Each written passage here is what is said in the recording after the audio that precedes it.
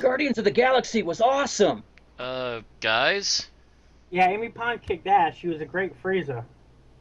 I am Groot. Um, guys, could you stop talking about Guardians of the Galaxy? We're supposed to be talking about Doctor Who right now. Did I ever tell you about my theory about the Doctor and Star-Lord? Smeg you, Bill.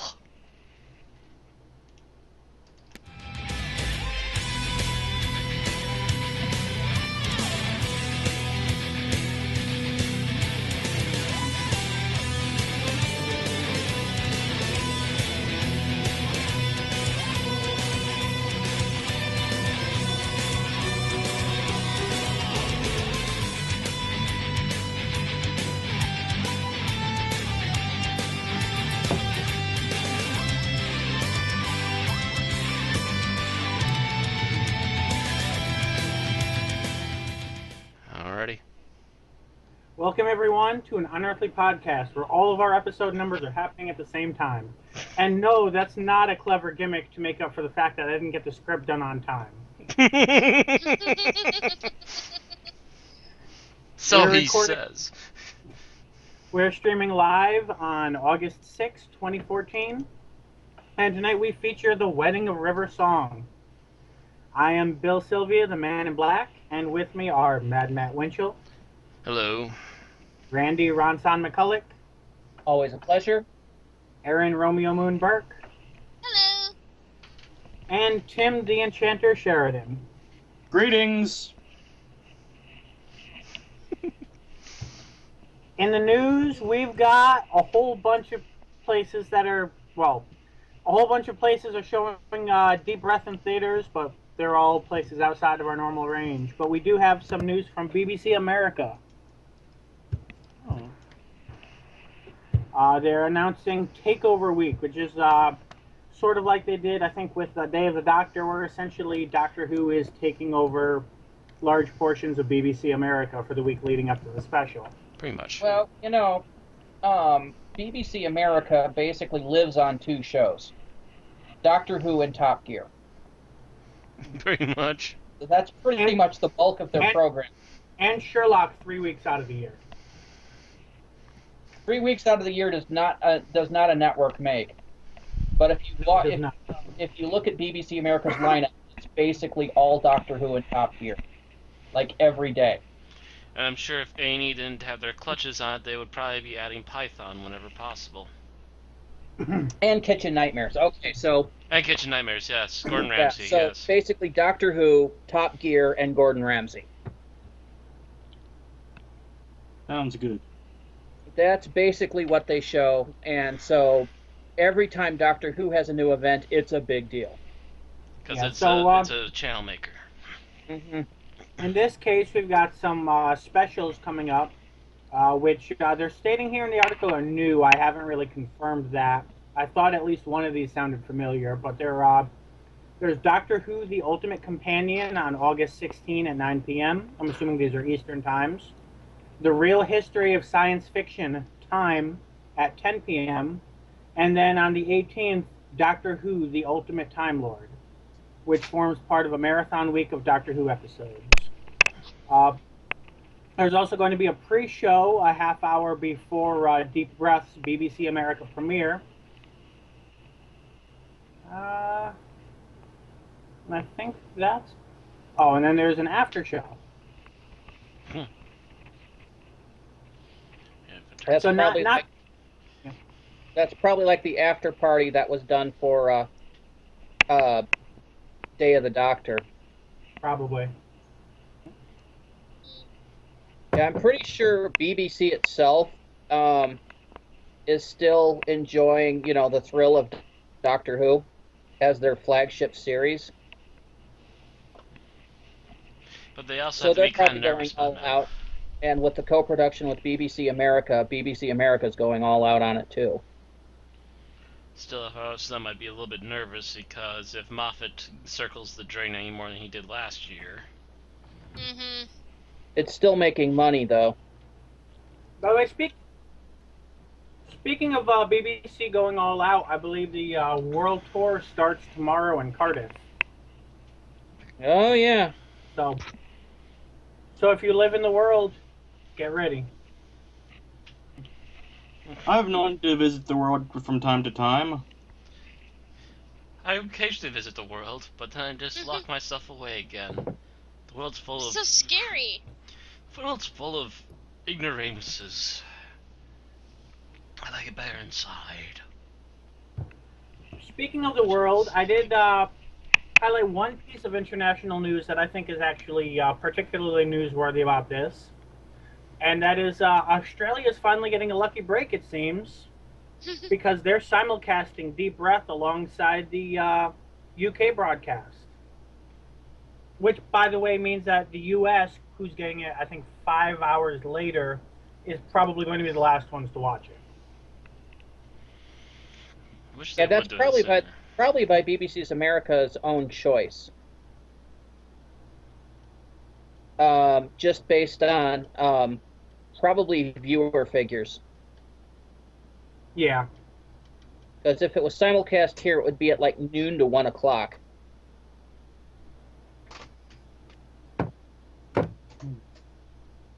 So still, Australia, who's been known to, have to wait a week or two to get most things because of the international dateline, seems to be getting a really lucky break getting to watch it right alongside the Vanguard. Oh, excuse me. Bless you. Although Yeah. the time is to be announced, so apparently the UK still hasn't officially announced their time. Yeah, well, BBC America's announced theirs. I've seen it streamed all over their commercials. Right. Oh, yeah, I forgot to mention that. Aaron and I get BBC America now. Yes, Oh, it's nice. very nice. It's very nice. I do not get BBC America, so I'm deprived. It's the only reason Yes, I have yes, cable. you are. Other than have fast internet.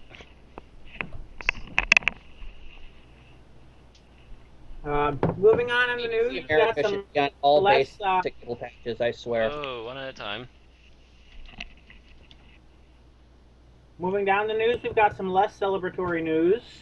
Lost Stories returns, and in this case, the loss is Philip Brammer, the voice of the 10th Doctor in the German dub.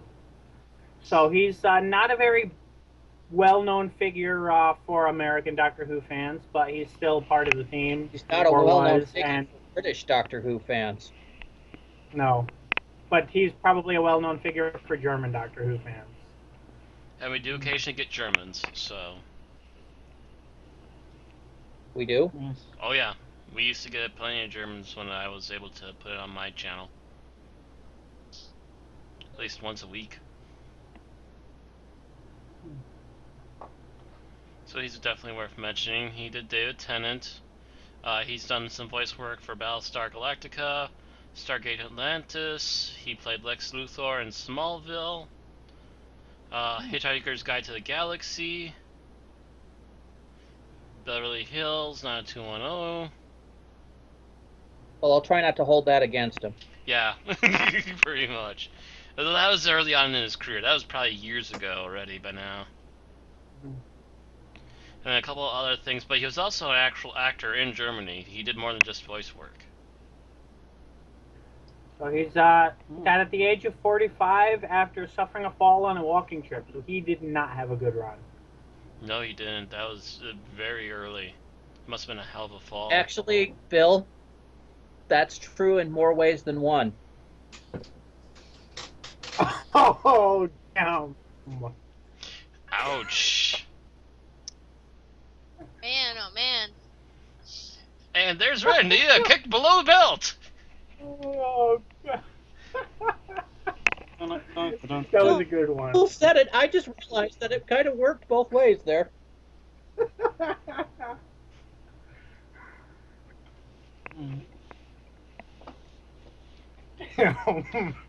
Randy reaches for the low-hanging fruit, and he grabs it. I need to recover from that one.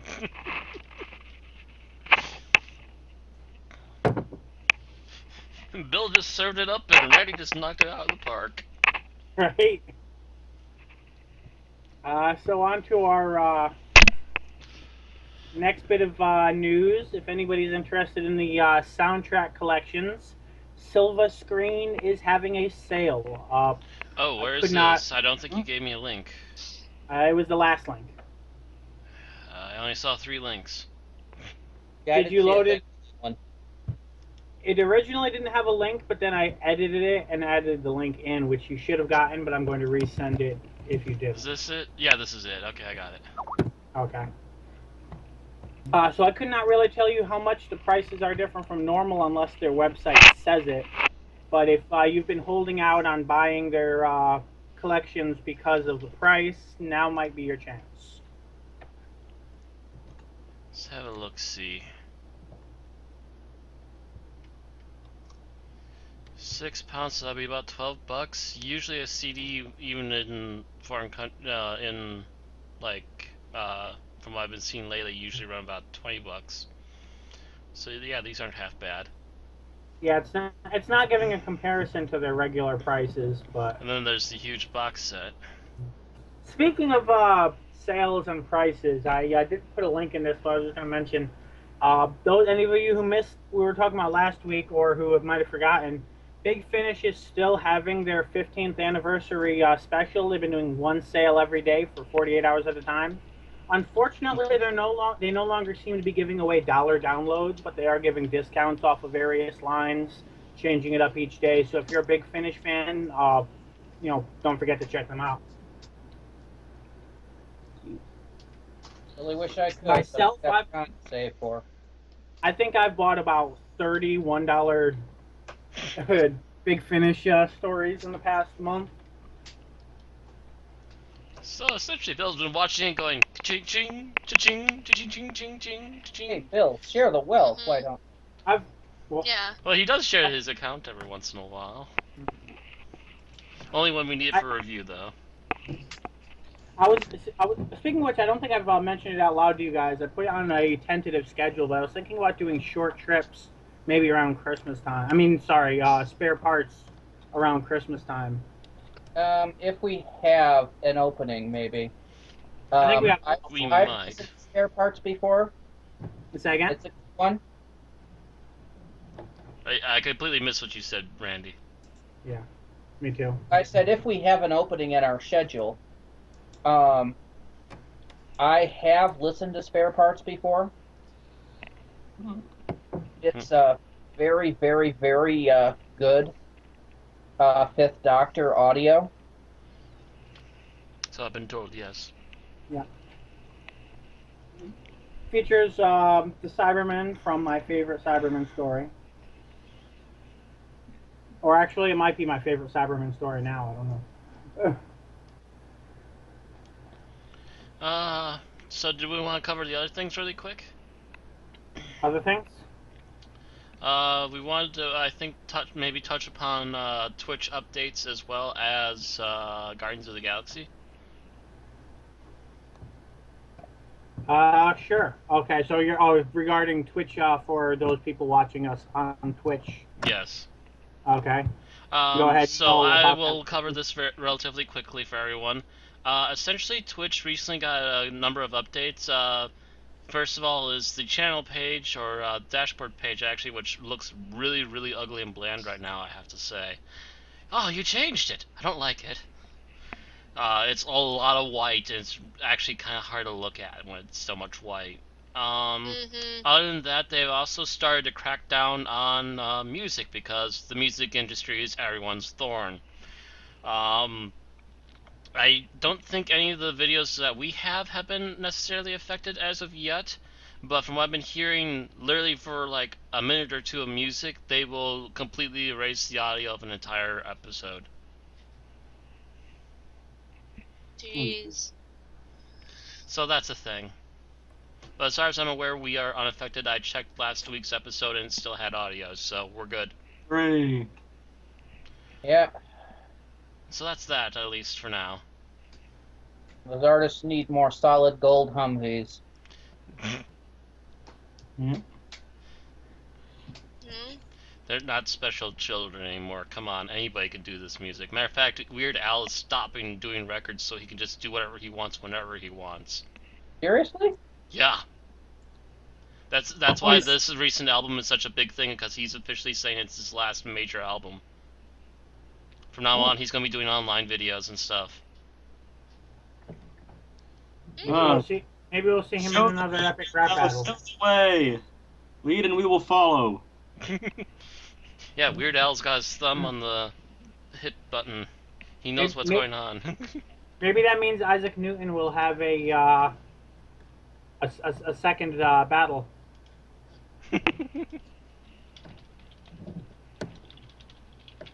So did we want to cover Guardians yet? Great movie. Talk about it if you guys want to. Great movie, see it. Exactly. Ditto. It's a very enjoyable movie. My concern with it is, as somebody who prefers obscure B movies over mainstream movies, is that in order to take an obscure B movie premise and make it appeal to the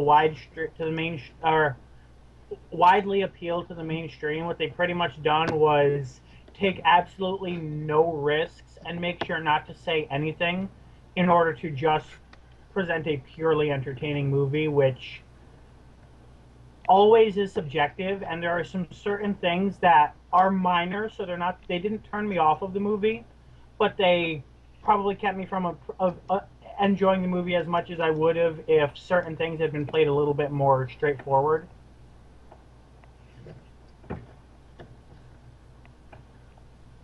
I don't know. On sheer enjoyability, I don't think I stopped smiling the entire movie. Every time they said a-hole in a non-ironic manner, I was taken out of the movie. That's apparently you, Bill. Yeah, I think that's they only something. said It's it like subjective. 3 or 4 times I remember. Yeah, and each of those times it bothered me because it did not sound like anything an actual human being would say in that context. Now, were these characters human beings? One of them was. But okay. Only one of them was an Earthling, and I don't think he actually said a-hole. Not Earthlings. They were humans, but not Earthlings. Now that's it. It's essentially played. Avengers was more of a comedy than the movies leading up to it. Guardians of the Galaxy takes that the next step, which to some people makes it the best movie yet. Whereas to me, who generally does not prefer a heavy lean toward comedy, it kind of diminishes it slightly for me. That's it. I still really enjoy the movie. Don't take this as me saying I didn't like it. It's just I disagree with that particular route, and I do wish that they had made a movie that was actually about a little more than just enjoying it. I don't know. I don't know if I could if I could take a movie with a CGI anthropomorphic raccoon as one of the main characters and have them play it straight. Yeah, that's just The it. CGI anthropomorphic raccoon was played straight. He was the only thing in the movie that was played 100% straight. I meant the movie as a whole. Yeah. Mm. Yeah, there's just no way you could take a concept this weird and out of nowhere and play it straight. Matter of fact, that's the entire joke about the main villain of this particular piece, is that he's played everything so dead serious that it becomes hysterical. Yeah, I disagree, but I already knew I would be disagreeing with the majority of people when I came to that opinion anyway, so that's fine. To each their own, but I think it's just a silly fun movie. Yeah. It took me to a place I haven't been in a while, and I liked it for that.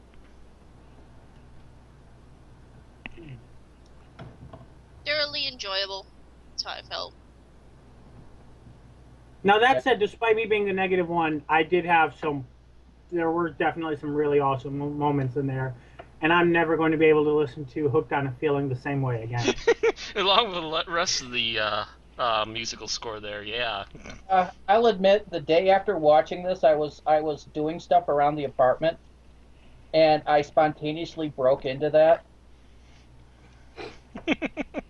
Just like walking through the apartment going, ooga chaka, ooga chaka, ooga. I'm just like, Damn I actually it! twitched for a moment. Randy stopped and he twitched for a moment. Went, why am I doing this? Yes. What has become of my life? What am I doing? It's that moment in anime when a character pauses and their one eyebrow flickers. Well, for me, I've done weird things like that my entire life. I remember walking down the corridor in elementary school and realized that I was humming the Legend of Zelda theme. Oh, cool. But this is the first time I've done it for a piece of 70s music. Yeah, I'd be very often sitting there like, what am I humming?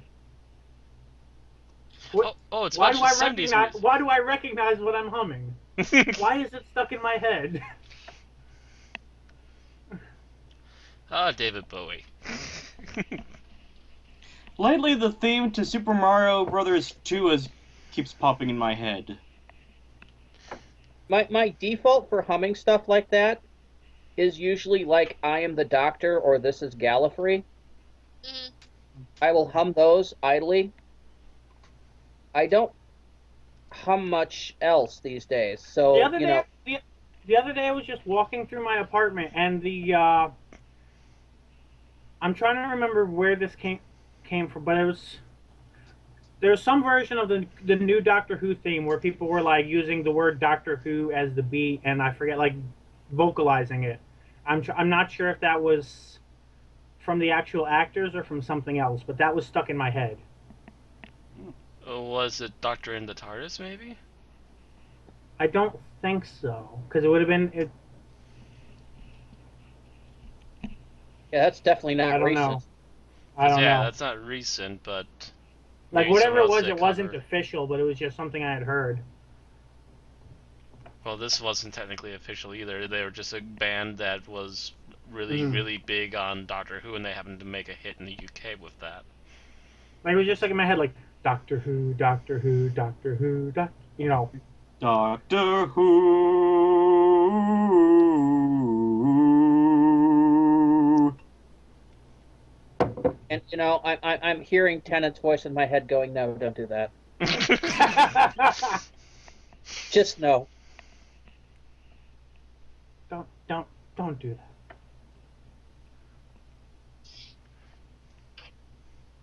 Okay. But that said, I think now that they've established an audience, Guardians of the Galaxy 2 is going to be a little more to my liking without necessarily being against what anybody else liked in it either. Yeah, So I'm I'm pretty really sure looking that forward they. to. Yeah, I'm pretty sure the second one, since they got the characters explained and out of the way more or less, they will probably sell down a little bit and get to the point. Yeah, That's I'm usually actually how things run. there's a character missing from Guardians Oh, that I'm hoping they'll bring in the next one. It's And Rory. what? it's It's Rory. Rory. Amy is there and she's angry because she can't find her Rory. Of course. Arthur Darvill is Adam Warlock? That would be interesting. Now that said, I have an acquaintance who is a huge Guardians of the Galaxy person, whereas I've never actually read any of their comics or really researched them prior to this. Yeah. The only major news I know about the Guardians right now is that recently Iron Man joined them. Hmm. And I think he slept with Gamora or something. But it I'm wasn't not sure good. about that.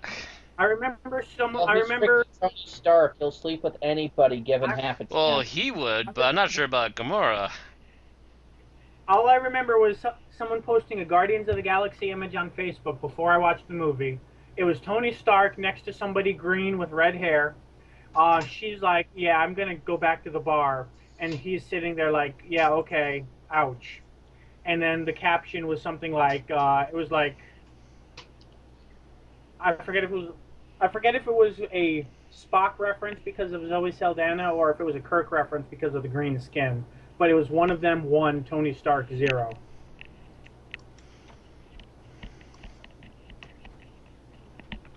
Guess you had to do So in that. other words, they did it, but Gamora wasn't really happy, so to Neither, speak. neither one of them were satisfied.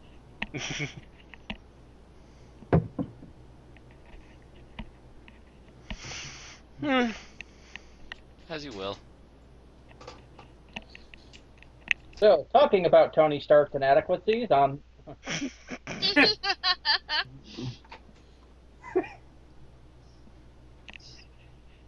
Oh, by the We're a family-friendly podcast. just bringing it back a little bit to the more family-friendly. I do play the Marvel MMO, and they just introduced most of the Guardians that weren't already there. Rocket was already there with Groot as a summon pet. Oh, by the way, random note about Guardians of the Galaxy. The voice of Darth Maul was in the movie. Mm-hmm. Malcolm Reynolds was in the movie. Mm-hmm. Uhura from the new Star Trek was in the movie. Mm-hmm. Of course, we all know Amy Pond. Yep. Any other major sci-fi franchises represented there? Kinda. Although he's more comedy these days. Oh, Oh, yeah. the guy that played the cop? No. I don't know.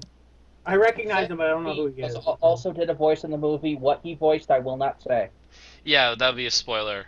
You said who did? Seth Green. Okay. Who's Seth Green again? I'm trying to remember. He Like, was not in the Oz movie, I mean in Buffy. general.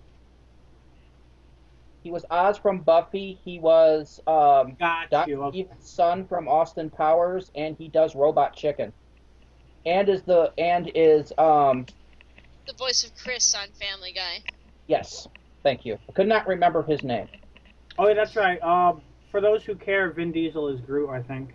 Yes, he Yeah. is. Yes, he is. So you have Riddick as Groot. Oh, I'm trying to think of his name now. Firestar. Not Firestar. Firefly. Malcolm Reynolds. Nathan Fillion. Nathan Fillion also does a voice. Yeah, he mentioned it as being Malcolm Reynolds. So we've got Riddick, Oz, Amy Pond. Uhura. Someone said the woman who played Nova Prime was someone that that should be recognized, like someone well known. Oh, she's a popular actress. Yeah, I'm trying to remember what her name was off the top of my head, and I'm blanking again. I'm terrible with names. Normally I would be looking it up, but I'm afraid I'm going to drop the Skype call if I do. Yeah, Bill has been having technical issues this evening. So we should probably get on with what we're doing. Probably should. Before we lose Bill all eternity. And before we lose the audience's patience. That too. Wave. So maybe I'll be eaten by those things from Father's Day that were conspicuously absent in our topic of discussion. Well, again, a different coincidence, but yeah. Actually, you know what? No, it was kind of similar, wasn't it? Actually, it was a lot similar, now that you mention it. Yeah. Wow. Yeah, why didn't they show up? Russell T. Davies versus Stephen Moffat. Right, yeah, Moffat. We're talking about Moffat writing. Never mind. Actually, that reminds me of an article that I did not save the link to. Okay. Alright, this is according to Moffat, so please take it with a grain of salt, because rule number 1, Moffat lies. And Moffat's a troll. But apparently the explanation for Capaldi looking like the guy from Fires of Pompeii was something that RTD had originally come up with for Torchwood and not used, and Moffat asked RTD to send it to him, and he's going to use it. So take that with a grain of salt, but supposedly that means that Russell is the one who is going to be responsible for whatever explanation we get. Or that might be a Moffat ass grab going, don't blame me. Yeah. Even though everyone, including Matt Smith, is going, go ask Moffat.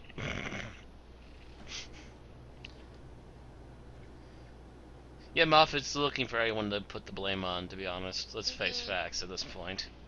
It wasn't me, it was the one-armed man. Wow, I haven't heard that one in a while.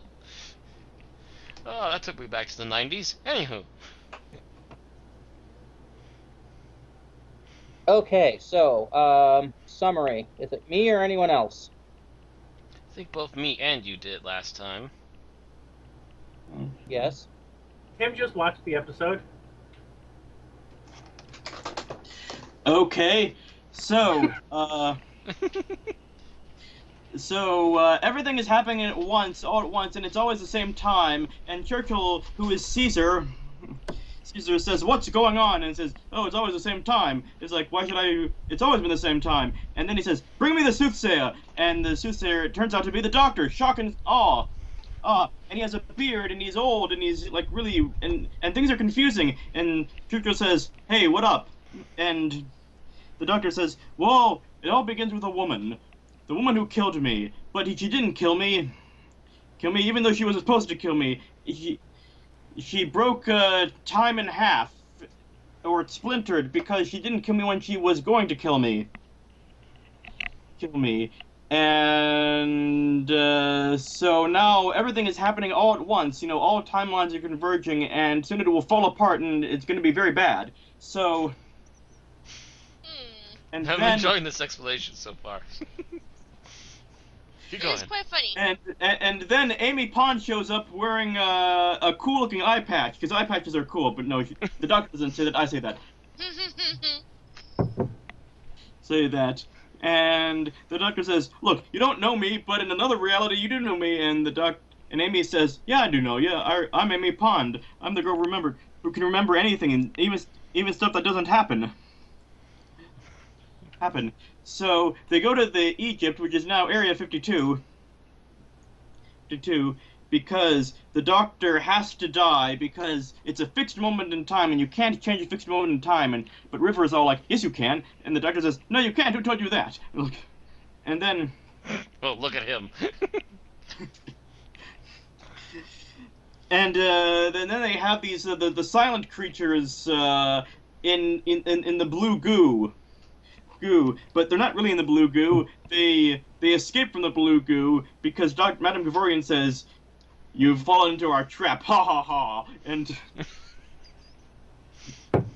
and then everyone's eye patches start short-circuiting and electrocuting everyone, and Doctor Who is like, "Take out all your eye patches." Oh, by the way, did I mention they all have eye patches now? Okay. So eye patches were cool. Yes. Yeah. Yeah, yes, but they're not really cool because they kill you, which is sort of uncool. All the Uncool. Kill coolest some, things, just shocks others. Yeah, all the coolest things kill you eventually. The story. So the doctor says, "Look, we have to fix this. You have to kill me at the time because history said I died at that point. And tearfully, River agrees, and just before they go back to the time, the doctor and River decide to get hitched because, you know, you're going out, you might as well go out married. So River, the doctor, Amy, and Rory are all on the top of the pyramid. They tie their hands with the bow tie. Amy and Rory give their blessing, and the doctor whispers something, and he says, "I just told you my name. Now we're married." Apparently, that's all it takes to get married on Gallifrey, telling someone your name. However, I don't know if it's just one person who does that, or both people have to give their names, or...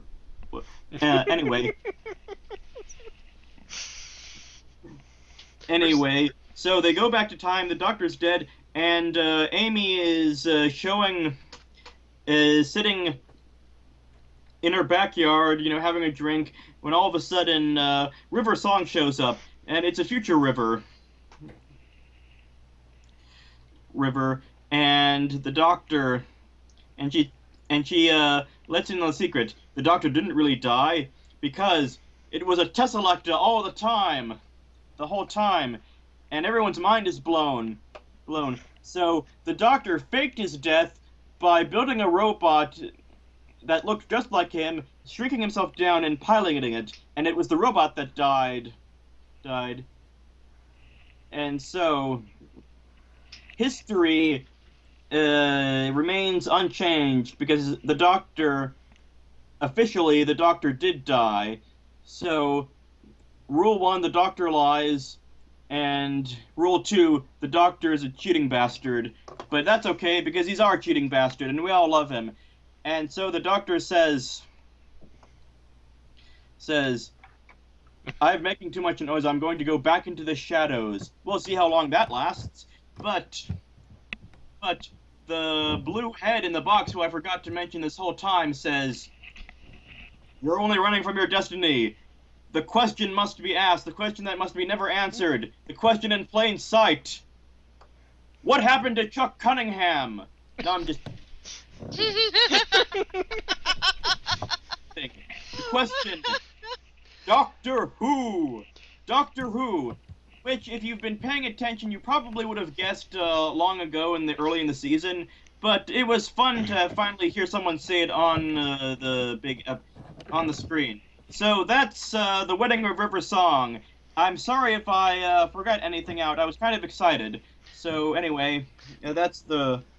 For the question, I would have gone with who put the bop in the bop shoo wop, but that's just me. I would have asked, do you want fries with that? What's the meaning of life, the universe, and everything? That reminds me of the answer to that one. I was going to contact Matt with this alternate opening skit idea, but I forgot to. It was basically going to be if he had time to edit it, and it was going to be, deep thought coming out. The answer is 42. What's the question? Then someone, what's his name? Dorian. Dorian's his first name, right? Mm-hmm. Yeah. I believe I forget his last name. M. With Dorian saying Doctor Who, and then cutting back to I always whichever episode of Hitchhikers it was. I always knew something was fundamentally wrong with the universe. I did not contact Matt in time for that. No, I'm not sure if we could have gotten the clips in time either. Depending upon when you would have contacted me for it. Because that probably would have taken quite a bit of digging.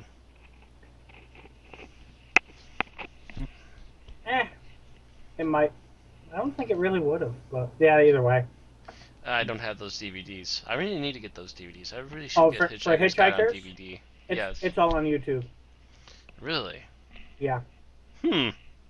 BBC is running free and wild with that, aren't they? They know what's up. BBC and Weird Al are the only ones who know the future. Of course BBC knows the future. What do you think their flagship is? The entirety of the BBC headquarters is just one big empty building with a TARDIS in the middle. It's smaller on the inside? It's larger on the inside, it's just that they just hide everything inside the TARDIS. Well, Just I mean, leave on a the big, inside, empty, clean building. On the inside is only a tiny blue box? Is that what you're saying? But yes, inside of the tiny blue box is a huge building. Go figure. So it's bigger on... That can't be true. You see, the BBC is actually a plot by the Master to kill the Doctor. How? I'll explain later.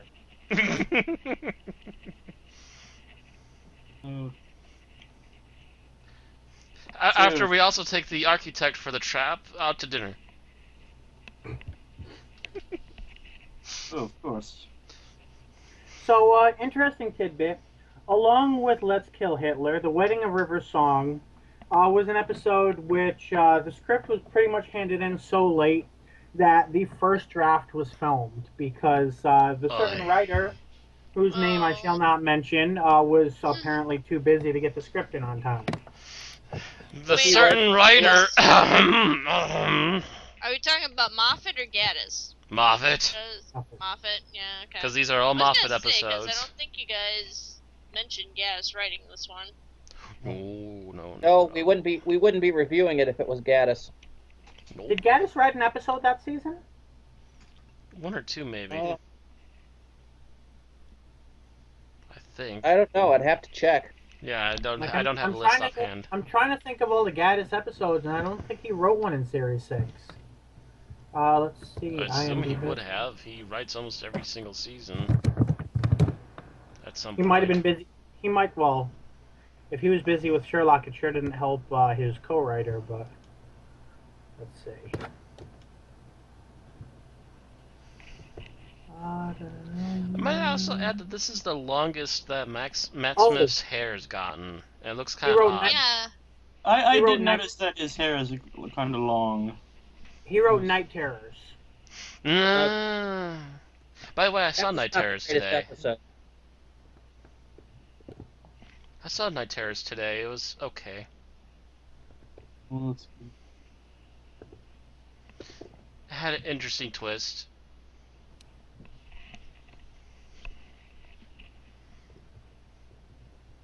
The villains weren't that scary, but it had interesting ideas. Has an interesting twist that. What a twist! What a twist! The twist that perception is reality, which is a new idea in Moffat-era Doctor Who that's never been explored before. Perception may be reality, but is reality perception? This just in. Bruce Willis is a ghost! No! You lie!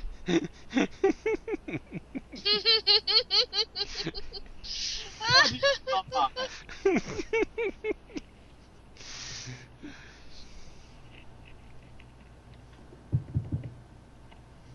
No, this So, was... okay. Yeah. So I think we should start getting to our coverage of the episode here. We should probably do Where that. should we start? Well, first off, the framing device is not terrible, and No. I think if this episode had had chance to go through, the normal process of going through multiple drafts, I think it would have turned out fairly well. Yeah, there was some interesting part. start-off stuff with this. It was nice to see a couple of cameos. Oh yeah, especially with Winston Churchill here, which I have on a picture here, but also oh, Liz the First gets a mention cameo.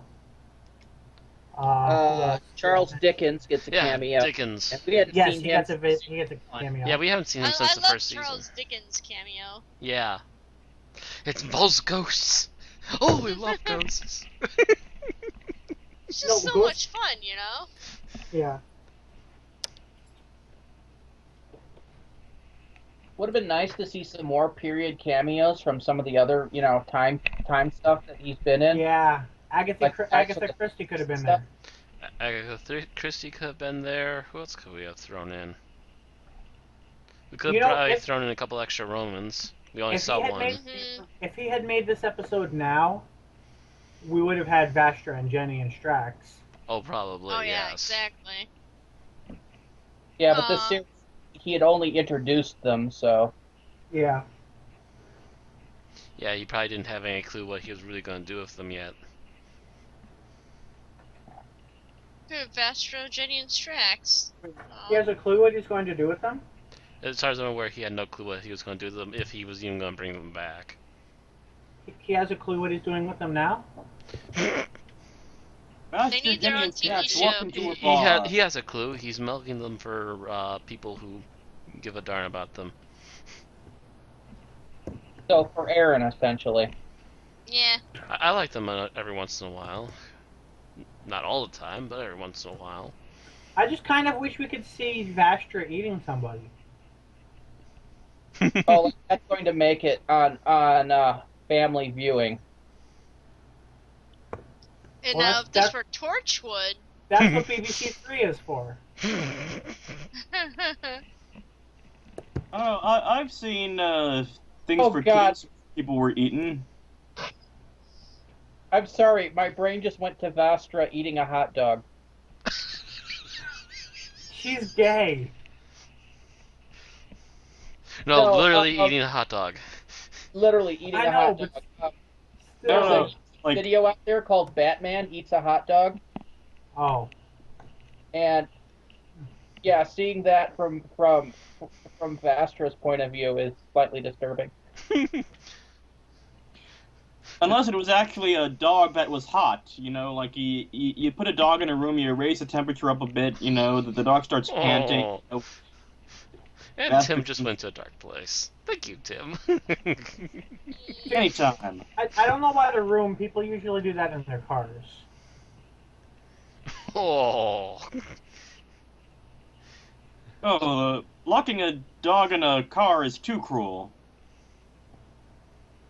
Not enough legroom. Hmm. Troll face. So I think where this episode really it has some good gags with the time and everything.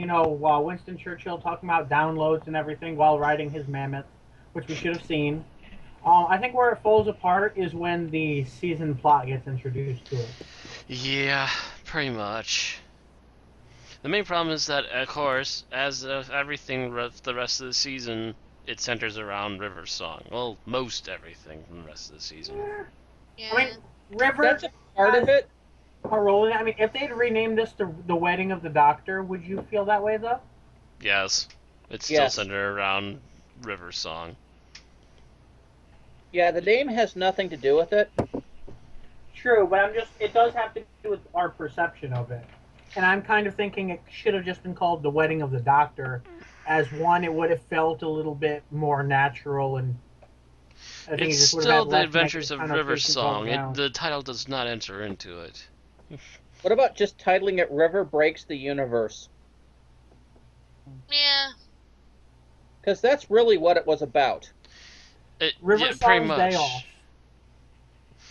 River does the impossible. Again. Because even the doctor is livid that what she's done is not possible. Shouldn't be possible. And she just smiles and goes, "But I did." Yes, which is just like in the episode of the Flintstones where Pebbles and Bam Bam, when they're babies, become pop singers because no one told them they couldn't sing, so they just did. God, No. is it bad that I kind of sort of remember that? How God, much that Cartoon was... Network did you watch, Matt? Huh? How much Cartoon Network did you watch? When I was very young and too much, because it was either that or a sci-fi channel. I'm sure everyone here has watched plenty of Flintstones. Yeah. So apparently no one told River Song that she couldn't do a fixed point in time. I didn't really see it that she didn't know. I got it that she didn't care. She didn't care and was trying to break it anyways. Like that whole conversation, fixed points can be rewritten. What? No, they can't. That's why they're fixed. If they weren't fixed, then what would be the point? I'm So breaking they're the... somewhat mobile. Yeah, it's They're just mobile River Song. points. River Song basically takes everything we've learned in the last 6 seasons of Doctor Who about fixed points, throws them out the window, Curb stomps them, and then proceeds to throw them in the garbage for the pickup. needs no special devices to do it. Just I'm River Song and I'm that awesome. Yeah, but it doesn't work. So. Well, it does She for a still while. manages to do it. The fact that she's actually trying to do it and is succeeding at it is the problem. So much Mary Sue.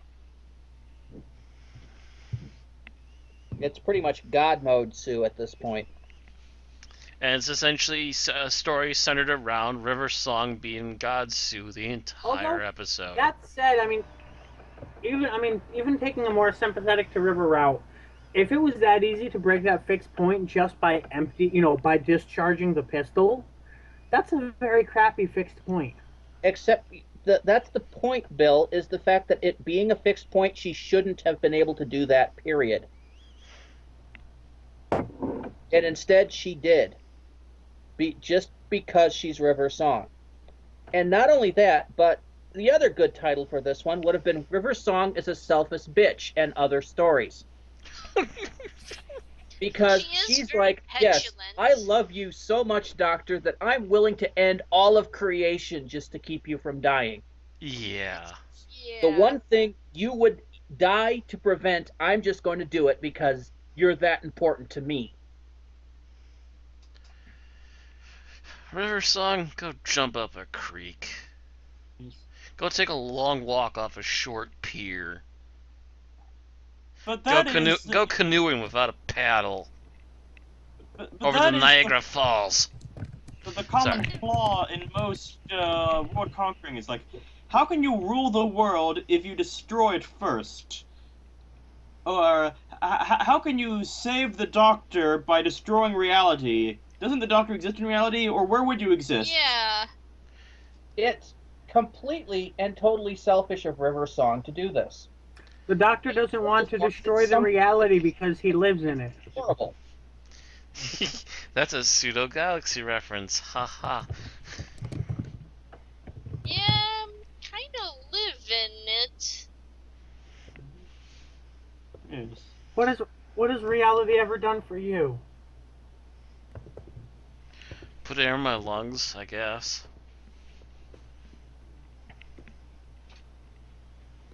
Yeah, it's where all my stuff is. It's where I keep all my stuff.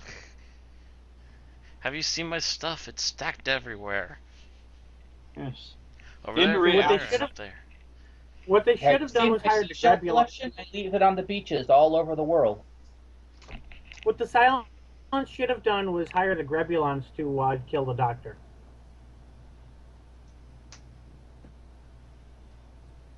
I know at least someone got that reference. I didn't get it. Mostly Hire who? harmless. Been a long time. They're the ones that pull the trigger. But I don't recall. Anyway. I don't know. It's just, the Doctor should be absolutely horrified at what River is doing and what she's willing to do. As a matter of fact, he is. He's not enough, though. Yeah, not enough. He's still very mellow. Yeah, I mean, this would be, if this was David Tennant, this would be time for David Tennant's angry game face. You know? Mm-hmm.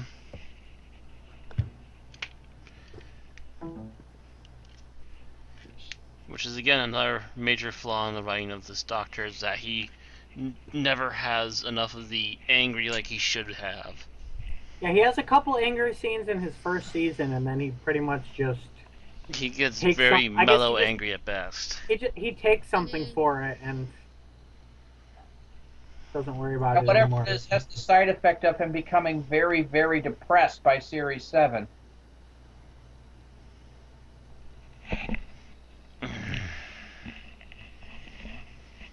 Of course, You've the 11th described Doctor the is case- on down.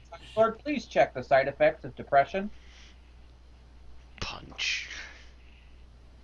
The 11th Doctor is on downers. He about needs them. In season 7, yeah, he needs them. Because Like look a at him when he's not on 7-year-old. decaf. Look at the man when he's not on decaf. He's everywhere. Is it me, or as we watch him go through these seasons, does he become more and more Flanderized? Flanderized? Yeah, pretty much. Yeah, Matt, Flanderized. Do you know the Simpsons? Yes, Ned Flanders, yes. Yeah. So look at Ned Flanders in the first few seasons of The Simpsons versus the last few. Well, the last few seasons of The Simpsons. Isn't The Simpsons still going? No, I think it didn't. It just have its series finale. Did it? That's news to me. I don't think so. No, there may be a season finale. Here, let me see here. I don't remember them getting canceled, at least not yet. They just had a big special of Family Guy. I thought I heard that they were done. To be fair, if I had just done a big special of Family Guy, I would probably end the show too.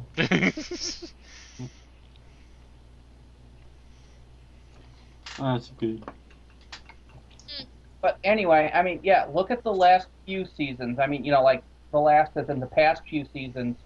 Look at Ned Flanders there versus Ned Flanders in the early days. they completely made the character a caricature of himself.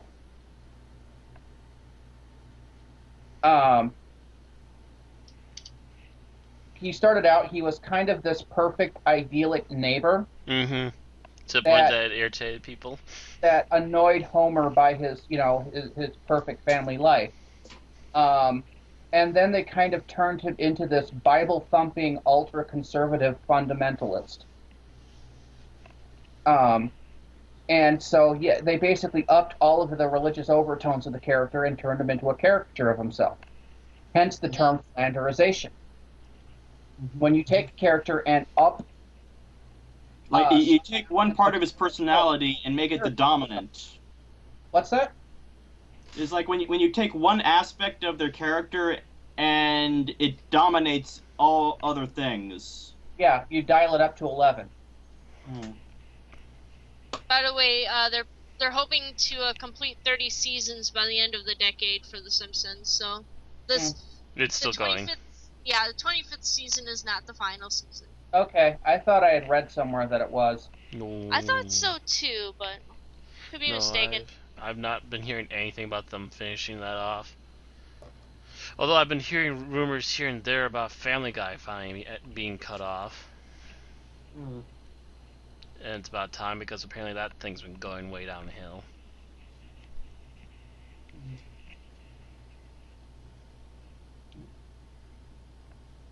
I don't know. I don't pay attention anymore. I don't pay attention that much either. I just know people who do. I stopped paying attention to most things on Adult Swim a long time ago. Oh, it's on Adult Swim? I thought it was still on Fox. It's on both.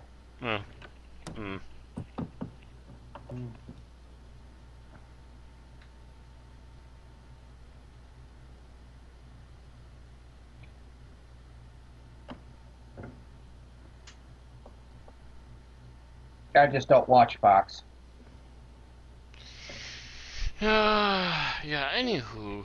The only thing I ever watched on Fox was The Simpsons. Well, and Fox Kids for a few years. No, everything I ever liked that I watched on Fox got canceled. Yeah, pretty much. Firefly, Sarah Connor Chronicles. The list could go on and on and on. Didn't they own Slayers at one point just so that no one else could air Slayers? Not Slayers, Escaflowne. Well, Slayers too, I heard. They didn't ever air it, but they wanted to keep other people from having it because it was good. Maybe. And they tried to kill anime altogether for their morning step with Escaflowne because they just suddenly went, oh, not enough ratings, kill. That means all anime is bad. Which is typical blunt force trauma Fox for you.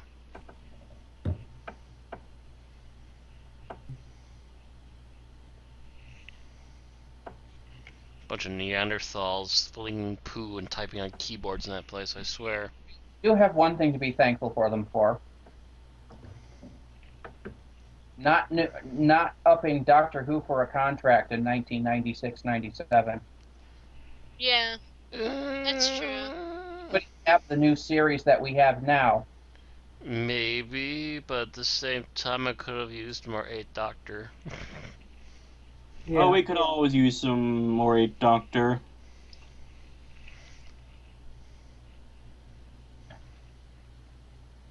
Indeed. Well, we Moffat for, not letting McGann have his own web series. We could, yes. Because they were talking about that, but Moffat then put his foot down and said, no, we're not going to have two doctors making new stuff simultaneously. Because he has no yeah, skill. because that never works for Big Finish. Yeah. That never works for Big Finish, ever, at all.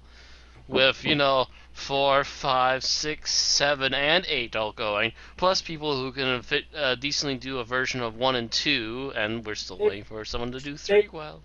They recently announced a First Doctor box set of New Companion Chronicles. Yeah, Moffat, I think these audio guys are blowing you out of the water. Good day. That's why we keep saying make Nick Briggs the new story writer. Right. Pretty pleased with sugar on top at this point. But then again, a lot of the productions that I have seen that have been done by Briggs himself, I haven't been overly fond of from Big Finish. But they still would trump anything going out there from Moffat right now.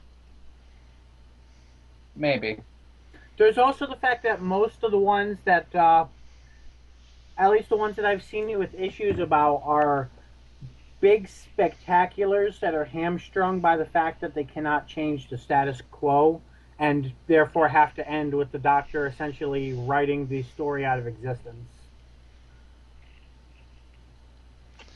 Which, as bad as that might be, is by far, in a way, no Journey to the Center of the TARDIS.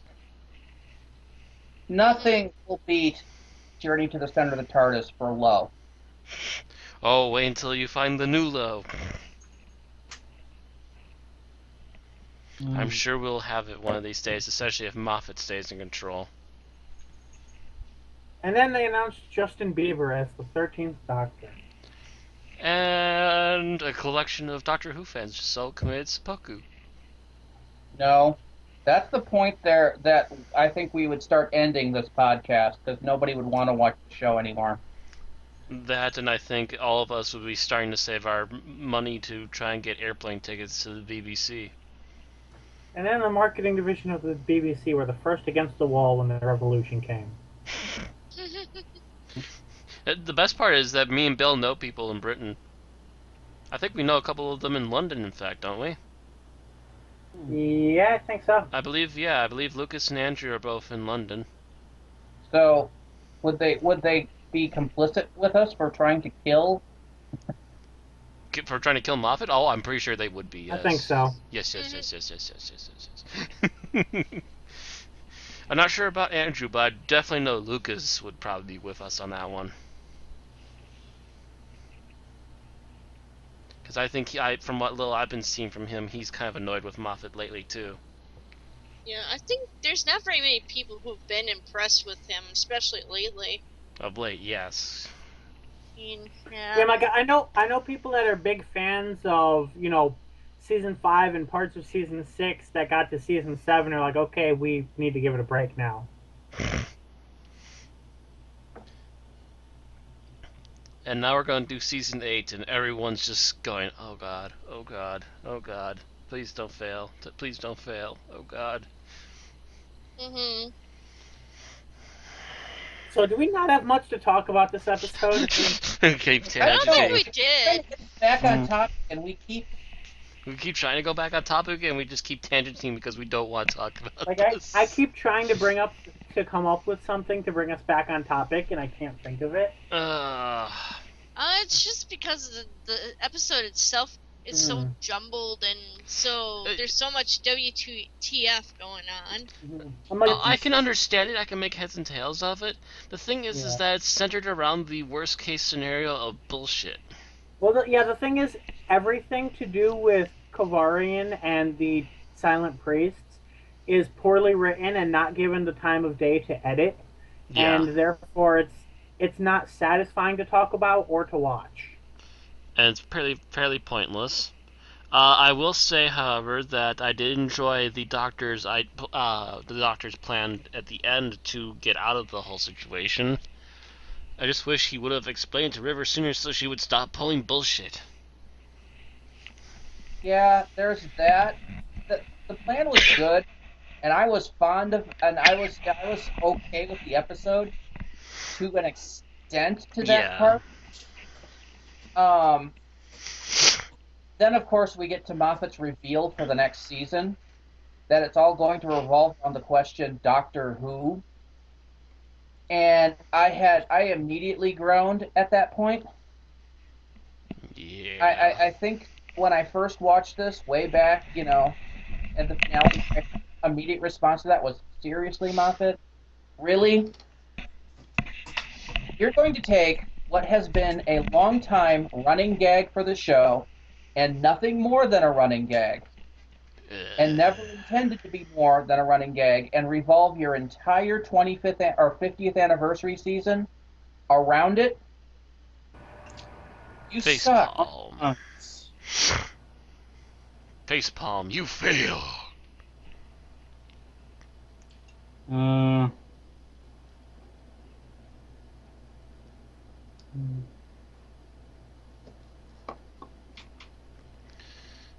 So I remember that started me going into season 7 or series 7 with a feeling of kind of dread. Also, the feeling of wanting to punch someone. Yeah. And then came the Daleks chanting in a circle, Doctor Who, Doctor Who. Fuck this show. Because that's what Daleks do when somebody intrudes on their space and surprises them. Oh, by the way, one of the scenes that we see the Doctor in the cowboy hat when he's starting to make his plans with the fake robot guy. When the fake robot guy comes in pretending to be the monk with the hood and everything, he's reading a book that says "Knitting for Girls."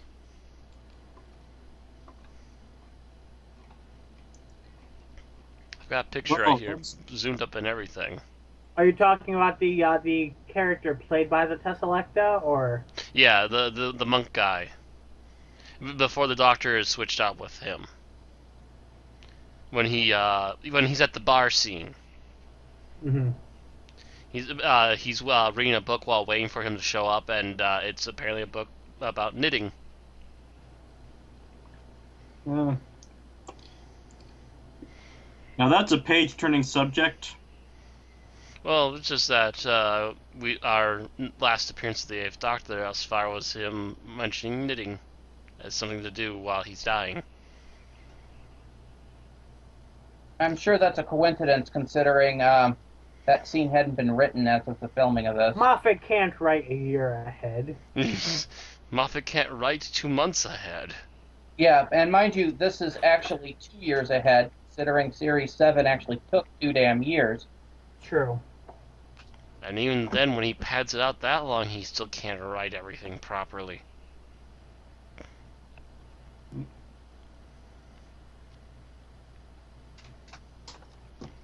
To be fair, he wrote one good episode for 2013. One. And one does not make up for the other one. I would argue more than one.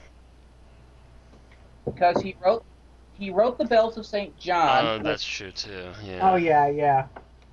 And then he wrote Day of the Doctor, both of which, Day of the Doctor is New Gold Bard, and Bells of St. John, I had originally written as how Moffat got his groove back.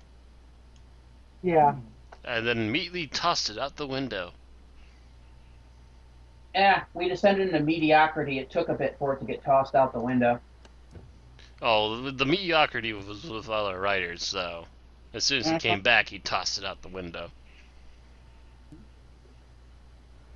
Yeah.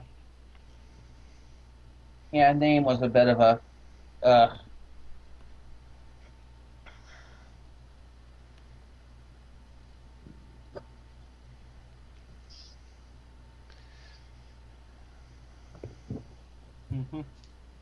But this episode, I don't know, just failed me on so many levels.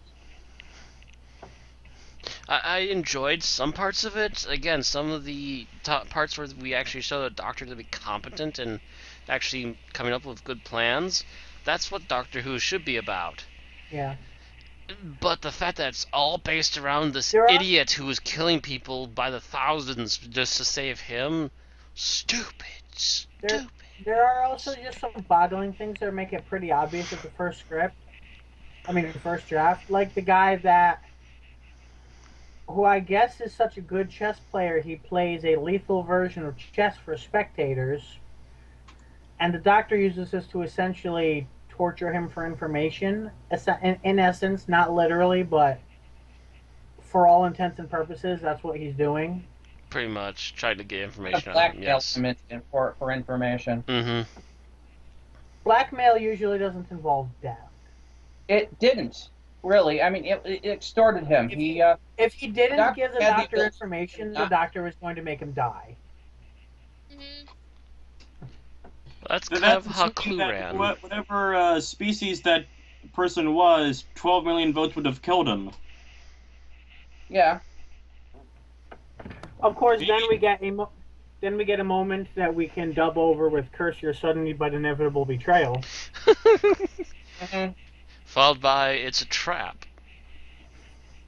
Followed by a moment from like Night of the Living Dead, or he's killed by deadites or something. I do kind of agree with. Damn it! Why do I? Churchill's description of the story, though, that it makes absolutely no sense. Yeah, there's a lot of things in here that does not make any form of coherent sense. Welcome to Moffat The Lab. Doctor beating this chess master at chess is within the Doctor. I mean, this is the man. Oh yes, that's absolutely. That's absolutely within his realm. Yes, it's Yeah. just the means of which he got that information that was kind of. I'm not sure why the Doctor would go so far as to try and almost kill somebody. Why somebody who works with the Silence and therefore knows the Doctor's history would think he could beat the Doctor at chess? Kind of strange. That too. Yeah. Just kind of iffy all over. But I do like the fact that we kind of had Chekhov's gun with that fake human-sized robot. Yeah. And that the Doctor used that to supposedly kill himself but still remain alive. This is one thing, when I first watched the episode, the whole idea of trying to trick time into breaking a fixed point seemed ridiculously stupid to me. Although after having watched Time of the Doctor, I realized that they were trying to make a fixed point to prevent a fixed point, and therefore it was perfectly logical for the Time Lord to easily avoid it. Because it was a stupid plan, and therefore a stupid solution works.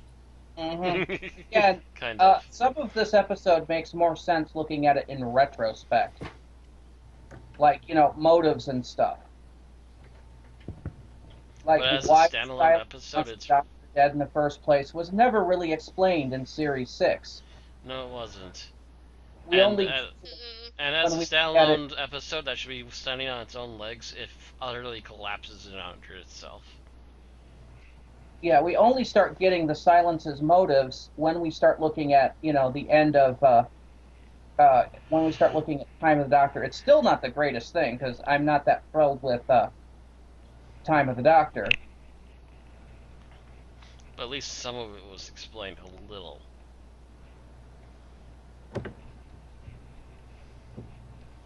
Still would like to know why on earth they would make priests that you instantly forget are there. Yeah. They mentioned that they're for confessionals. Yeah. Now, why it would make priests that can zap energy from any source and turn it into force lightning is a whole different question. that is never explained. See, that's the penance part of the confessional. Yowza. Yeah, screw Hail Marys. Take 20 million volts. Then you wake up wondering how you got burned.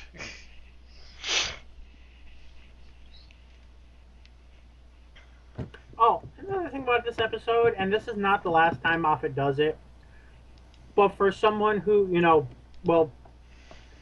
part of, just tied in with the whole theme of Moffat having a comfort zone and when expected to write out of it kind of fails, the idea of treating a woman as the most terrifying idea that, that explains everything, that there was a woman and therefore that's why the universe is ending.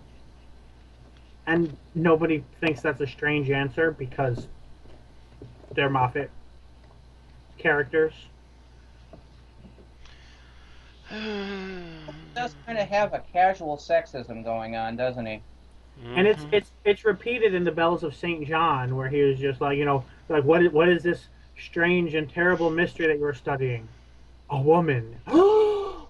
Dun dun dun. Because, women are so strange and mysterious and dangerous, right? And they'll eat your soul. And they attract bears. Yeah, you're giving it away. Watch out, Randy. I forgot, honey. Did you need ketchup with my soul? Miracle Whip. That was Evil Dead, and I forget, was that a Friday the 13th sequel? The Bears. The bears? Yeah, wasn't that a Friday the 13th sequel? Or was it knockoff? I don't know. The when I was referencing the bears, I believe it was from a comedy movie, but I can't remember which one it was. Ah. So I remember seeing at least one slasher movie. I think it might have been one of the early Friday the 13th sequels. Well, it might have been about, the knockoff series Grizzly it you're might have thinking been. of. No, I don't think so, because it was mentioned like as a one-off. Like, it wasn't a movie about bears.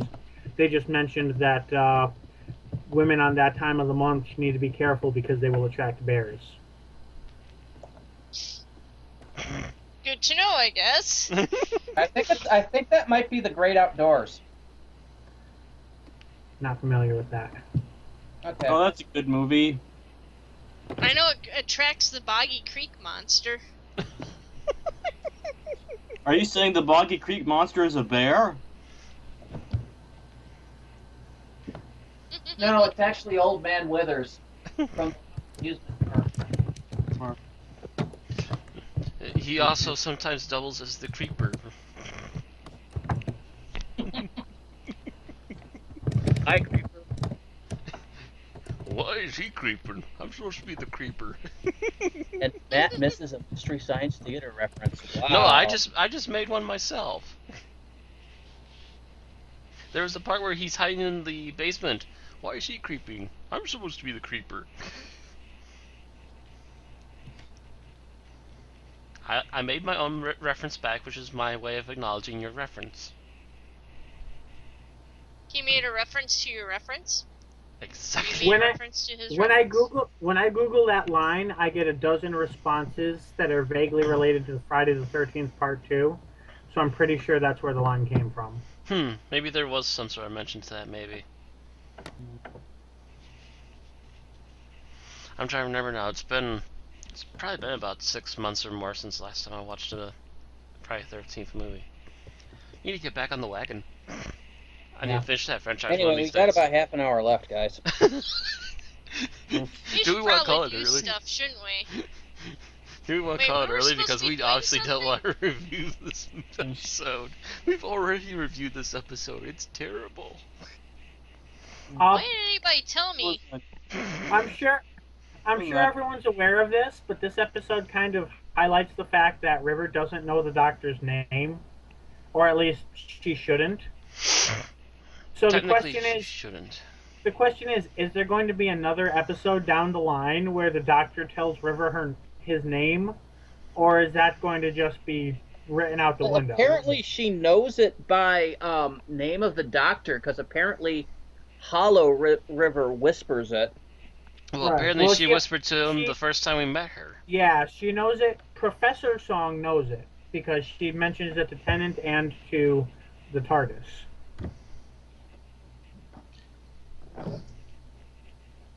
Yes.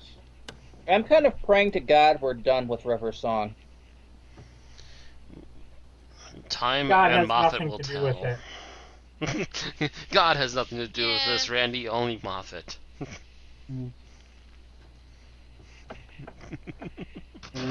The will and the ability of a stupid, stupid writer.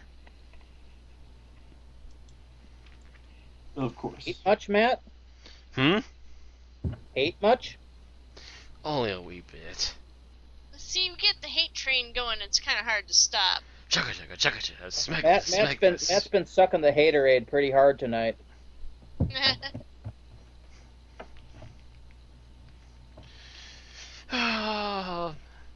Yes. Yes. But this episode raised some questions for me, sort of like, like about the finality of death and in Doctor Who universe. It's a bit like the moment when the Doctor tried calling the Brigadier, and he says, "We're sorry, he just passed away," and the doctor's all sad. That's because he's caught up in events and in the Brigadier's time stream. Yeah, pretty much, technically speaking. Although there was a comic appearance, and that is arguably not canon, where I believe 11 or so incarnations of the Doctor showed up at the Brigadier's funeral on the moon. On the moon? It was either on the moon or on Mars. I don't know why. Again, I raised my eyebrow. What the hell? The moon is acceptable because we know by the Sarah Jane Adventures that UNIT has a moon base. Oh. Okay. It is mentioned in the episode where Sarah Jane is told that the Doctor has died and is going to his funeral. It turns out to be an elaborate trap, but, you know. They still mention the fact that Liz Shaw was not able to attend because she was busy on Moonbase. Or she was stuck on Moonbase at the time.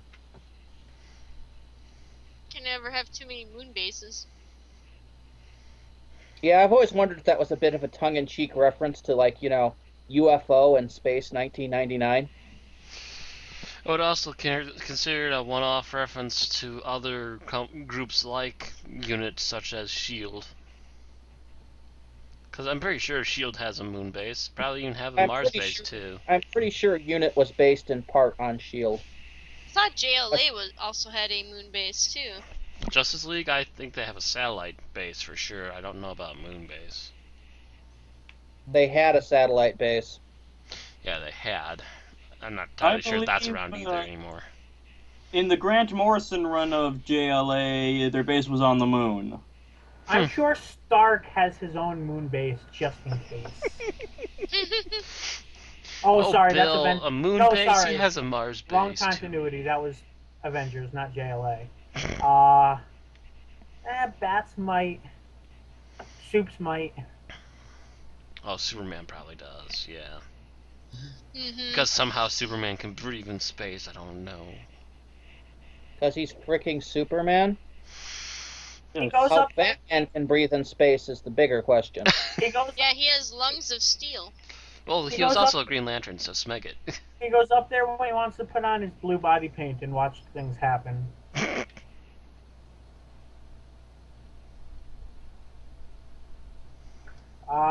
So do we have anything else to say about River's song? Hate. Oh, even the silence are in on the fact that Rory keeps dying. Yeah, this seems to be also a running gag. Poor Rory. Yeah, that is the running gag with Rory. So ironically, he's basically this is the Doctor episode Who's he Kenny. doesn't die. Either that, or he does a Kenny. He might die and then just regenerate so quickly and fall. I would have found it amazingly funny, awesome if they ever landed on an Arctic planet that required them to dress in warm clothing, and Rory was given a hooded orange parka. And then all you hear for the rest of the episode, unless he pulls down the front of the parka, is... What was that, Rory? It's cold! Oh, come on, that would have been a stitch. The only problem with that is that River would have been Cartman. You know it. I can kind of see that, yeah. Of all the part of his crew, River would be Cartman. Screw you guys, I'm gonna go shoot someone in the face.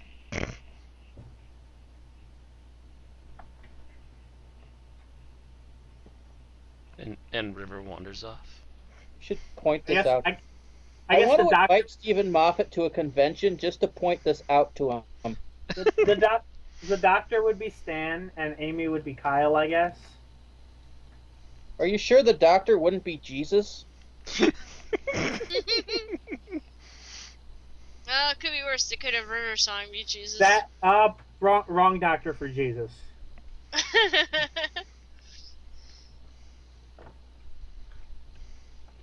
David Tennant and Jesus and Pals? Nah, Tom Baker. No, if you look at a lot of the a lot of David Tennant's run, there's a lot of Jesus parallels. Yeah. Quite a few, A little in too fact. many for my taste. Mm-hmm. They did go a Another little over reason the why top. I'm not that big fan of the David Tennant run. You know what would Because have been Tennant can do no wrong. You know what would have been even more? If they had landed 2 days before Christmas in the Christmas invasion.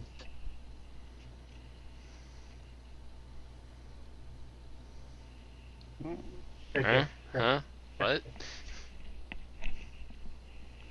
We were talking about Jesus parallels. I said there Oh. would have been more if they had landed 2 days before Christmas. He had lied in the bed for 3 days, and on the third day he had risen. That would have been for the Easter episode, Bill. Yeah. Which one was the Easter? Would have been Planet of the Dead? Yes.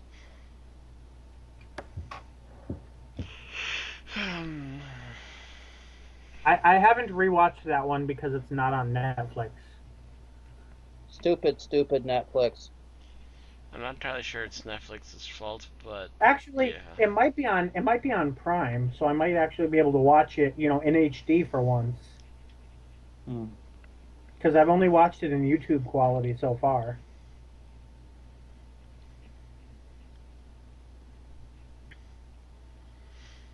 Which probably makes it the single New Who episode I've watched the least of.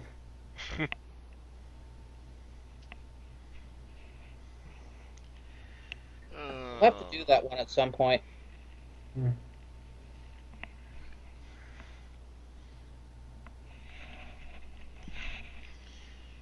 Eye patches. So are we moving on to final thoughts then, or do we have anything else to add? We're just kind of like stalling. Yeah, we're There's really stalling. nothing. There's nothing. This is.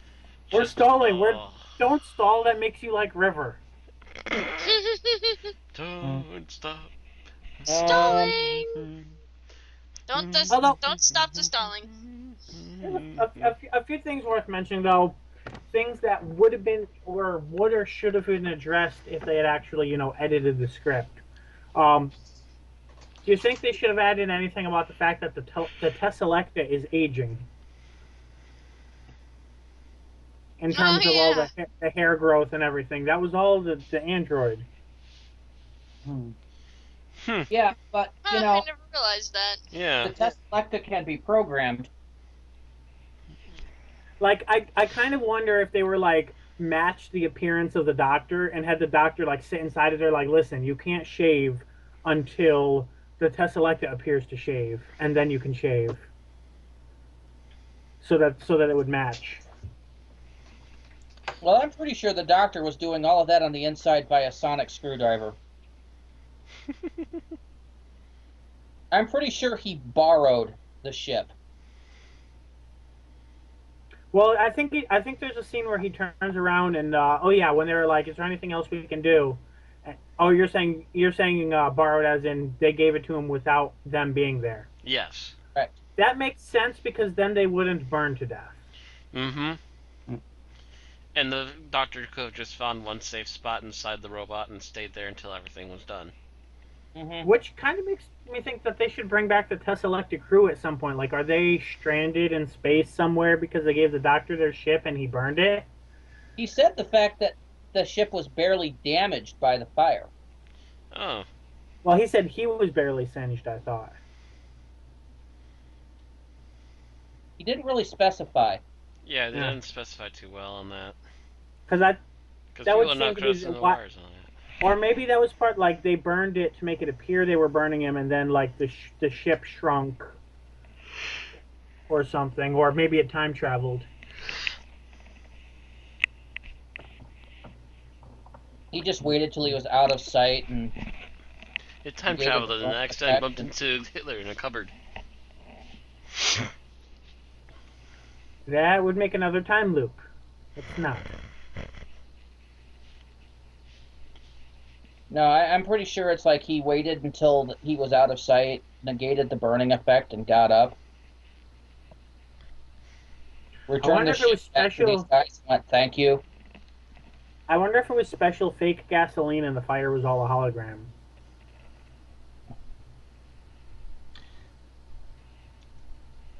Well, everything is special fake gasoline. No, it's just maybe I don't know if gasoline would hurt the Tesselecta.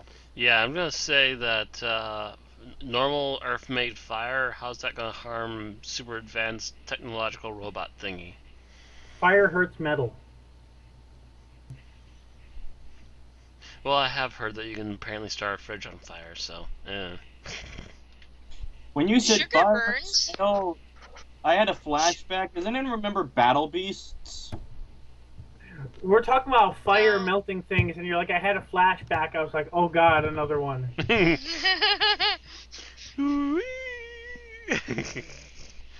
we want to know what you've done? Battle Beast sounds vaguely familiar, by the way. It sounds like a ripoff of Beast Wars. No, it preceded Beast Wars.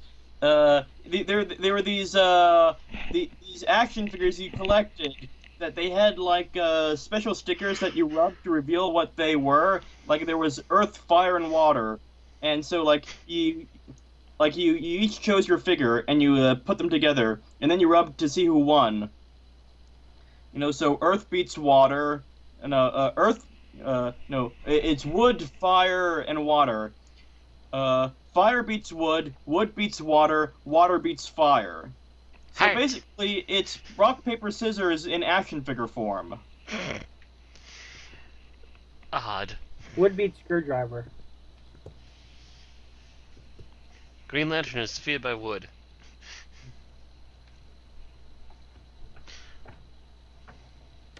I don't know. That would have seemed to be an expensive rock, paper, scissors. Yeah, but it was probably, what, late 80s, early 90s, I assume? I believe it was in that time period. So yeah, I can see it. Mhm. I could see it picking up at least a little bit of steam before dying off back then. Mm. Crazy Ideas made a lot of headway back then.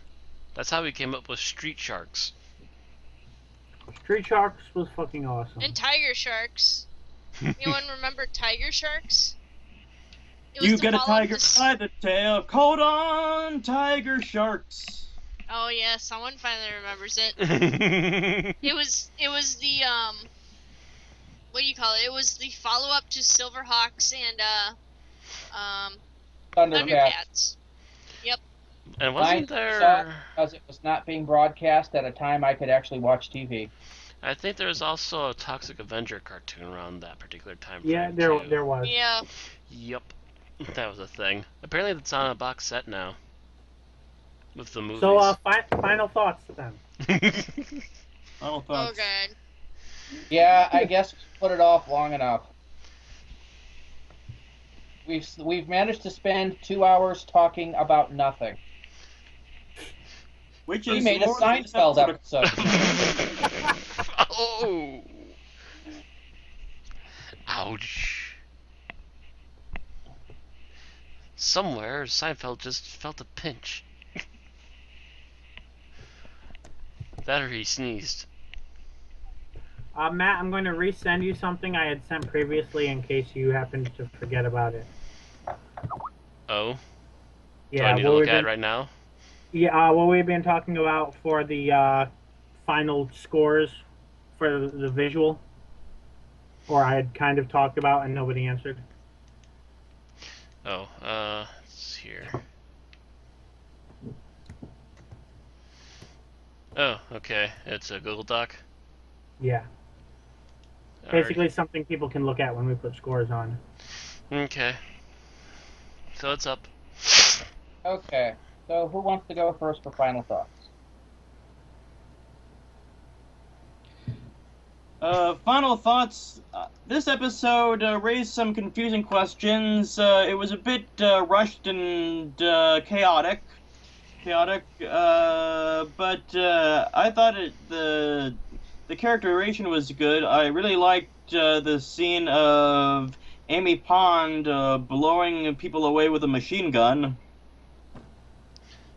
And the Doctor was really cool.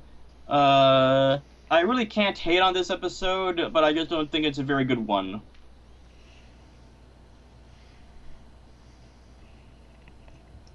And those are my thoughts. Okay. Aaron. It was an okay episode. I liked the ending. I actually do like the kind of the teaser with the Doctor Who. I kind of like that, but yeah, seeing the aftermath of that, you have to agree that's kind of. It didn't really amount to anything really at all. I thought the episode itself was rather confusing and just bizarre for the sake of being bizarre. I don't know. Yeah. I wish I could say that people could miss it, but I don't think you can. Yeah, you kind of need to know a few things from this before moving on. Yeah. Sadly. Okay, but that's it for me. It's just, All right, Matt. There are a few good moments, mostly based around the Doctor himself. The problem with this story is that it's based around a different character who we have grown to grow more and more agitated with. And this particular episode by no means is a saving grace for her. Matter of fact, it probably shows her at her worst. Trying to think anything else to mention. There are some really good moments with the Doctor, although some of them are a little above and beyond his normal Call of Duty. But then again, this is him attempting to change something, but not actually break the rule completely.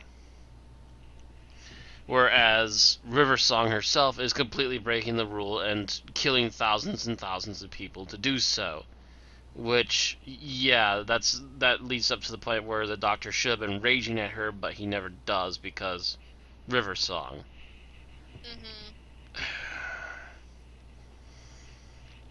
You done, Matt? Nope. Okay. Trying to think. Well, one last little mention is that because of this, I feel the plot has some really good key points, but as an overall, it starts to suffer because too much River Song. The entire season suffered from it, and this episode kind of encompasses that. Okay. You done? Yep. All right, Bill. Moffat manages to combine his great ability to create memorable, funny moments and his terrible tendency to never explain anything in an episode with some good moments and attempts to explain, but it's pretty clear he's not in the practice and not very good at the whole explainy thing, which makes the random moments from the premise the strong part of the episode, and the explanation that the entire season was supposed to hinge on the weak part of the episode. Anything else? That's about it. All right. Well, this episode seems to be a lynch point where you're really seeing the point where Moffat is starting to fail, to the fact that he's either not caring enough to finish his stuff, or he's blocked so much or overtaxed so much that he can't get the job finished. Because this episode is clearly unfinished. And clearly rushed. Yes. It suffers from lack of polish. It suffers to the point where it's incomprehensible for a good chunk of it.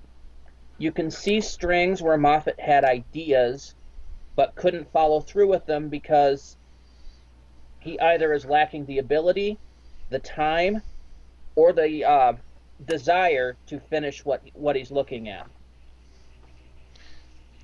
Essentially becoming the writer equivalent of a magic carp. Again, I'm not sure whether this is just because he was going through a bad patch, if he's overworked with Sherlock, or what, but it was the beginning of the indication that Moffat needed to go, to me. Yes. I already got that indication by about the midpoint of this season already and gave up watching at the time. The actors, for their part, did good. The special effects were by and large okay. Aaron pointed out that one of the costumes was a bit dodgy. Oh? Which one was that? I can't remember. Um, the guy that he played chess with. Oh. Actually, yeah, I noticed that Oh he yeah, had a bit of not the cosmetics, but like the The makeup. prosthetics. the makeup, the Makeup prosthetics on prosthetics, his yeah. face. Are a little dodgy. Yeah. I noticed that in some of the still images, too. Yeah. And maybe that's because he was a last-minute addition to the cast. Maybe it was because it was something that the makeup department didn't expect to have to do. Wait, that guy is Mark Gaddis. Really? Yeah. The guy with the helmet that gets killed by the skulls later is Mark Gaddis. Yes. Yes, because he's the one that the doctor beats at chess. Yes, that is Gaddis. Wow. Huh. I wouldn't have expected to see him, but it seemed like they really just kind of haphazardly piled on an extra chin onto him. Yeah, they threw on an extra chin, they threw a Viking helmet with really crummy hair on it, and then And of gave him the course, rest the of it eye a spacesuit. And yeah, the eye patch, because he's part of the silence. Mhm. Yeah, that one seemed to be a bit dodgy, and again, it could have been because they cameoed him at the very last minute. They just like Moffat threw in that scene at the last minute, and the makeup department had to make do. Well, the fact that they had to throw Gaddis into that outfit already kind of screams of desperation of needing to fill a role. Yeah, it's like, I mean, and it's not that. Well, I mean, it is. It's not that it's like bad desperation acting so job, much. but it does feel like the character kind of came from nowhere and goes back to nowhere. I don't know if that was desperation so much as. I mean, one would almost think he might have been written in there specifically for Gaddis. I mean, this is right around the time, he's doing Mycroft Holmes. They're this big whole happy partnership and whatever. So that character could have just been added so that Gaddis could be in an episode. But I think it was added at the last minute Which is a problem. because the lack The of episode was. How do you add an episode at the last minute to an episode that was no, made at no, the last minute character from a wasn't script that was added submitted at the last script episode? at a last minute. But Because- there was no script until the last minute. Which is exactly the problem. Because it probably was the last thing added to the script. Whatever, it looks like the makeup department wasn't informed until the last second. Because as I'm saying, the prosthetics look pretty much thrown together. The It's prosthetics like, we have look 30 thrown minutes together. to get this guy ready to go for filming. We Did- have nothing to do. Let's throw some shit on there and hope it sticks. Yeah, the entire It outfit from looks head very- to toe looks thrown together. Yeah, that's what I was just thinking. I'm like, well, it doesn't. A Viking helmet, medieval armor, Yeah. a space gauntlet, a little bit of hair. Like I said, I'm thinking that the makeup department got this like 30 minutes before shooting. They should have reused an old costume.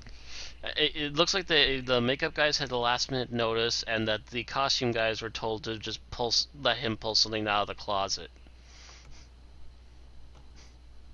Just boo. Well, it looks okay for something that was thrown together, but you can still tell. Yeah. I mean, these are professionals and they're definitely not hired up to to work Doctor under Who's pressure like that. standards. It's definitely not up to New Who standards. That No. would Yeah. still be a beautiful costume for 80s Who. Yeah. If this was retro Who, I would have let it go a little bit, but not this era, no. Just no, you don't fly off the So- handle like that. And the rest of the wonder- costumes that we saw looked all decent, but most of them were reuses. Yeah. Yeah. Or very simple things like I think Amy and Rory's costumes might have been new, but it was pretty much just a black tunic and trousers. It was basically a commando outfit. Yeah. Mm-hmm. And they probably have a dozen of those sitting around, so just add a couple new patches and away it goes. Anyway, I think we're going to do scores then. Yeah, I don't have much else to say besides that. It's just, like I said, the acting was good. The directing was good for what there was of it. What there was of it. And like I said, the costuming felt a bit rushed in that area. But yeah, the major fall apart here is the script itself, Which seems to be the just problem shows all the time lately. which just shows either not enough time or not enough effort. Okay, so scores, starting with Tim. Scores, I would give this an average score of 2.5 out of 5. I can't give it any lower because while it wasn't good, it really didn't offend me. And for me to give a low score, a story really has to make me mad. And this didn't bother me. So, but it wasn't. I just didn't think it was well written. So yeah, 2.5. Half. And that's my 2 cents. All right, Aaron. I'm going to go ahead and give it 2.5 as well. It's not I've still seen terrible. I've seen far worse. And like with Tim, this didn't seem to make me too mad. And I got actually, you know what? No, I'm gonna keep it at 2.5 because I was gonna raise it to 3, but I'm gonna keep it 2.5 because I think the lead up, the follow through with the whole Doctor Who never really panned out that well. All right, Matt. Alrighty. Well, this could. I would have said that if some of the flaws were gone, that this might have been able to land at least a 3, if not a 3.5. But then we have the complications with River Song, which brings it down a notch. We have the fact that we have a lot of stuff that we could have led off to other really good things next season, didn't go anywhere, did nothing. We're trying to make explanations. The explanations are haphazard half the time, and it's just kind of botched and pulled together by the strings, which are visible on screen at this point. So, yeah, I'm actually with the tangent so far, 2.5. Bill.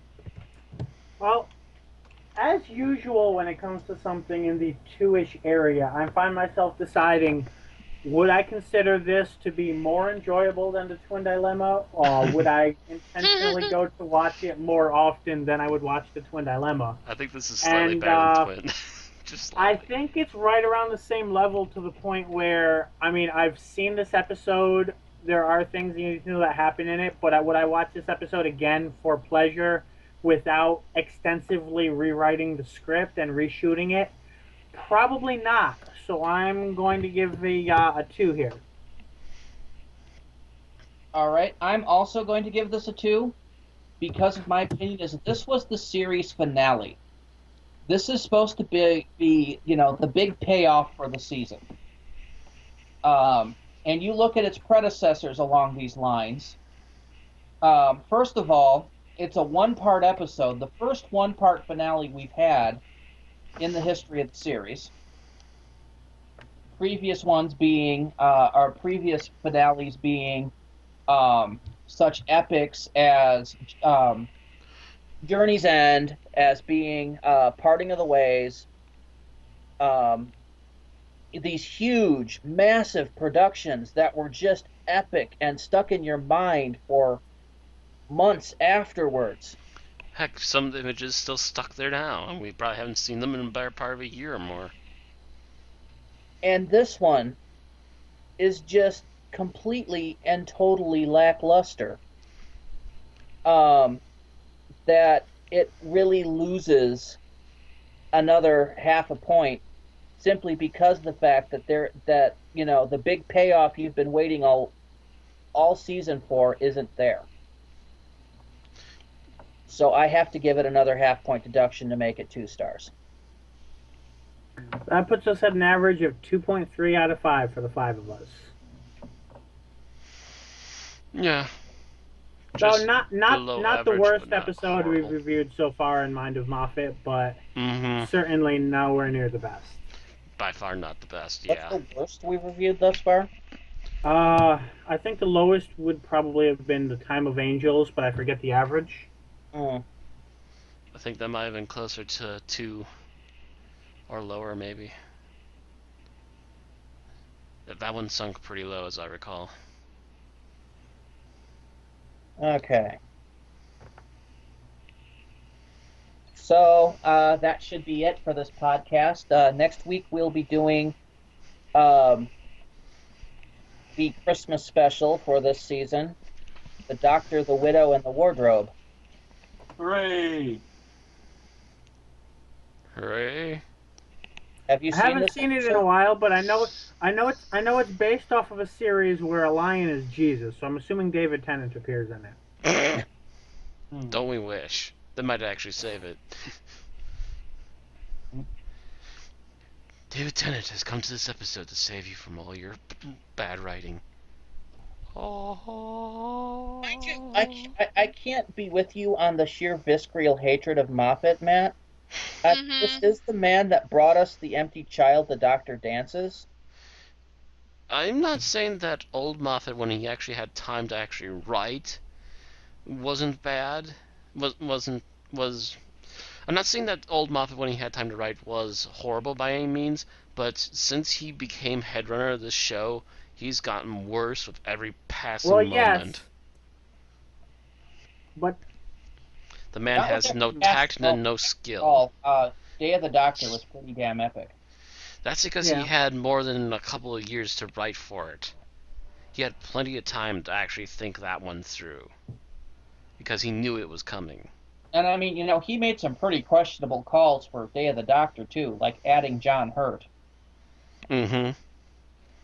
Which we were I starting to like question John him Hurt. about, but yeah, it turned out well. Well, I mean, adding a whole new Doctor from scratch, Aaron, in the Ah, middle of the middle of the established Doctors. Apparently that's something he's always wanted to do.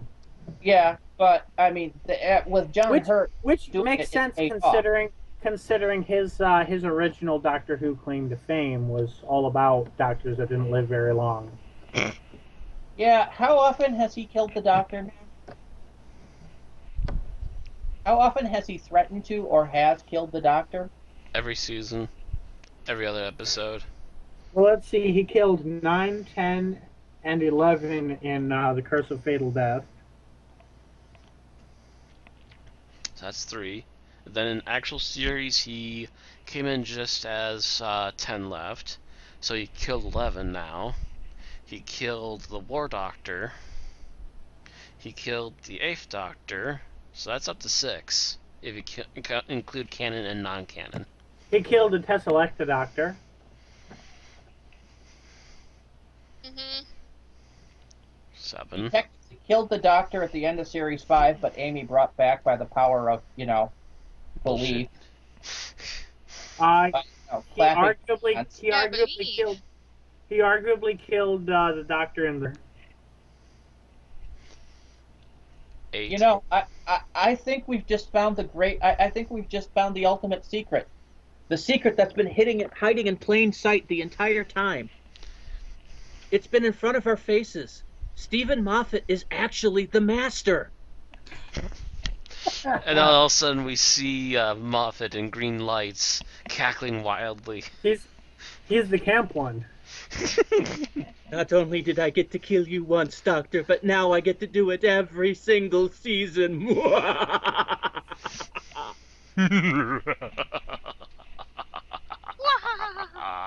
And on Just that because you turned bombshell, off the camera doesn't mean I can't hear you. and on that bombshell, we'll see you all next week.